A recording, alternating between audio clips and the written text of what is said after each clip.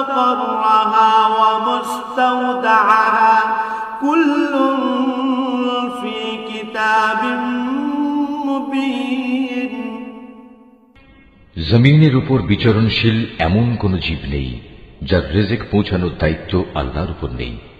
তিনি যেমন তার আবাস সম্পর্কে অবহিত, তেমনি তার মৃত্যুর পর তাকে যেখানে সোপর্দ করা হবে তাও তিনি জানেন। এসব কথা একটি সুস্পষ্ট গ্রন্থে লিপিবদ্ধ আছে।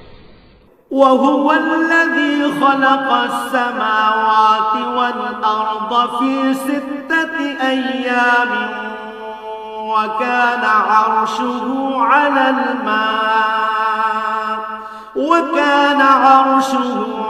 الماء